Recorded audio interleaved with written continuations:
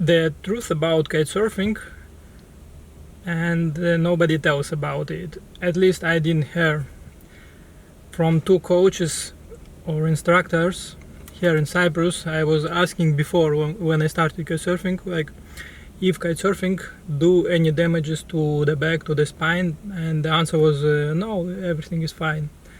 Meanwhile, I saw some pictures of one person, of the same instructor, who was posting some pictures when he was stretching with the body, let's say so, with his arms and legs attached, stripped to some wall, and there is some technique which stretches your body. So what is my story? I'm doing kitesurfing for about 4 years, and I love jumping. Actually, before I had motorcycle, and I love motorcycle, but it's dangerous. I understand that after some time there is a point of no return, let's say so. So I sold it. Kitesurfing is not that dangerous, but there is a caveat here. Like, because I like jumps, every time I go higher, I search for the wind, and I don't care what is going on. If there is a wind, I go out to the sea. And I didn't listen to my health issues which were coming up.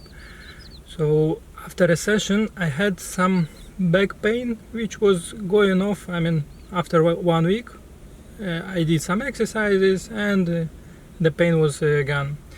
And once the wind is there, I'm coming out to the sea as well to kitesurf. So the first thing, if you have some back pain, don't go to kitesurf. For about 1 year I had this pain after each kitesurfing, but it was going off after 1 week or whatever, so I proceeded kitesurfing.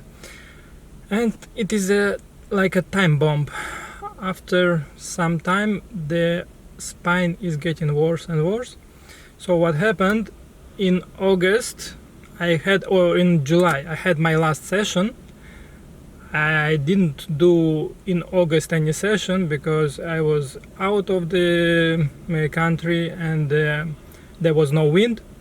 So after 1 month I was feeling better and worse. It was not like good all the time for my back, but I was lifting about 25 kilo of some weight the day before, and the next day I was not able to stand up from the bed. It was so severe that literally I could not walk for 5 meters without support. I was like touching the wall in order to come to the car, to whatever there. The problem is that once you have damage, it's very difficult to recover. You are wasting your time just lying in bed. I was staying in bed for 2 months. I could not got up for 2 months. Apart from this, it's the time. You are losing so much time just recovering. And still I'm not recovered. It will take for me about maybe 6 months more just to get back to normal life. And I was jumping a lot. For example, I was jumping about to 4th floor of the buildings. It's about maybe 10 meters, something like this. So jumping from that height, if you do something wrong with your kite, and sometimes you are landing not properly, so each time you are getting damage to the spine. And even if you are just sliding on the water, in this case also your harness is pulled by the kite ahead, and this harness is attached to your spine. So anyway it affects the health of your spine. I'm telling that be cautious if you are doing this kite surfing. And this is not only the cases which are traumatic or just accidents. With accidents, when it is an accident, especially on the land, there are lots of cases when person get damaged, either his spine or even head or whatever.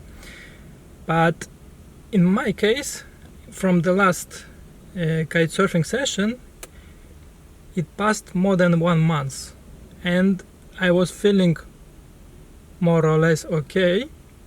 I was not recovered fully, but after 1 month I just grabbed 25 kilos of the weight and I went down. You are starting to run for the doctors.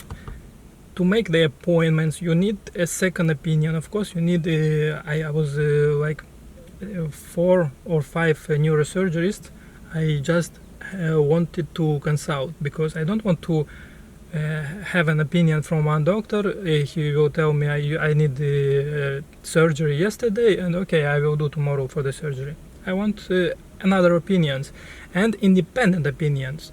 What I mean is that for them this is business. Again, there are different doctors, there are different personalities. What I'm talking about is that this is the business for the doctors. And as in usual life, for example, as mechanics, you bring car to one garage. They tell you, okay, you need only oil change, that's it. Another, and he will charge you like 100 euro, whatever. Another mechanic will tell you, okay, there is 1000 euro repairs for your car because you need so much things there. The same here is that not each doctor will treat you the same way, let's say so, as another one, and some will suggest, let's say so, to surgery. Some doctors will suggest you extra, like to put cage, to put titanium there. So you have to run for the doctors. And what it means is that you need several opinions. To meet each doctor you need time, because now you want an appointment. Appointment will be there in 3-4 days. After these 3-4 days of appointment, he will tell you his thoughts, what he recommends you, and then you decide, okay, I do surgery, or maybe I have to book an appointment through internet from another country, the doctor who is independent on the surgery. So like you are asking another doctor which is not interested in the surgery, like, what is your opinion, because I'm living in one country and I will not come to you for the surgery, just your opinion, how it will go. So it's a mess, it's a very big stress. You are not sleeping, and you are like running a hell, and you are forgetting about money, whatever. You just want to be sure that in future you will be okay. So to prevent it, I feel it's necessary for the kite surfers or whatever you do to be cautious, to listen to your body. If specifically in kitesurfing, I was loving to jump high. I mean, I'm sliding I like to run on the surface, just sliding on the surface. But the main thing is like you want to extreme, you want to jump up, you want to see that, okay, everybody is there and you are flying so high. At least for me, it's like a game. You want more. It's like motorcycle. Yes, if you love motorcycles, you love speed. You love, but it's dangerous. At some point, it's dangerous. Here, I consider in kitesurfing is not that dangerous. Like if you can swim, if you are okay, if you're comfortable in the water, I don't feel any like danger from the water. But the main concern is like if you love jumps, especially, treat it like very cautious, because you cannot control the kite every time. Every time you are hitting hard the surface, it impacts your health, it impacts your spine. So I'm not telling that, okay, it's out of radar, this sport, let's say so, yes, but for me it's under big question. Listen to your health. If you feel that it's something is there, you don't feel comfortable, next day, today you was kitesurfing and next day in the morning you feel that, okay, I don't feel that good, try to stop no matter what. If there is a wind outside, try to stop. If the best scenario is to go for MRI, to check for MRI, and listen carefully to doctors. They tell what they tell, just check the information what they have, and that's it. I mean, if they suggest something, just don't treat. If everything, like, you feel more or less that you walk, it doesn't impact your, like for me, drop food, it doesn't impact the nerves, very hard nerves. I mean, it will sometimes there are compressions, but it depends how hard the compression of the nerve is there. So just don't rush for anything they tell. Try to get your health back to initial state. See that you are recovered, and after that come back to this activity, and slowly you can progress or whatever. And I cannot think of which sport can replace for me kite surfing. I mean, even the motorcycle, I consider it dangerous. I never had an accident with motorcycle. I was running like 250 on highways or whatever. I mean, it's adrenaline, it's good. I still like motorcycles, but I know that motorcycles can just one wrong thing and you are permanently disabled. Like, I'm always comparing, okay, if I want to do motorcycle, I have to do one, let's say, so experiment with myself. I have to spend just one day in a wheelchair as a handicap, just to tide myself and to see how this one day will go for me. And I understand that comparing the amount of adrenaline I get from motorcycle and the possibility that all the life can be spent like this, there is a small chance, but there is a chance that I can spend like the whole life like this, not one day in a wheelchair. It's not an option. I looked for a lot of videos in kitesurfing when people are like jumping, whatever they are doing there, but I didn't see none of the video related to the consequences which can lead to your health. At least in my case, it is not so attractive scenario.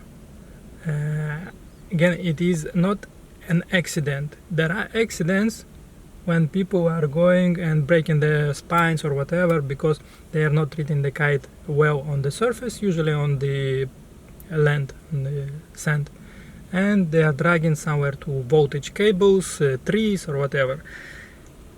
This is a time ticking bomb. Like, I did not have any accident. I didn't treat it as emergency. It was like I did kitesurfing 1 month before. I mean, the last session. And since last session, I didn't do anything which is harming myself, except that I was lifting. But I'm going to a gym, and I was going to a gym, and I was lifting some weights more than 25 kilos. But after 1 month of doing the last kite session, I did a lift of these 25 kilos. It is not an emergency situation, but it ended up in question mark for my foot, for the functionality of my foot. Again, treat it with cautious. If you like it, I'm not telling that you should stop it or whatever, but you have to listen to your health, like, especially for your back, because the problem not will come just to the back that it is aching, or it will come to the nerves, or it can come to some different things, that the discs also they are shrinking, and they will tell you, okay, you have to put some cages or titanium on there, and you don't want to put it as well. So the problem is that there are nerves there, and again, this is the business for the doctors. As people are treating each other differently, so the doctors, depending on the doctor, can treat the patients differently.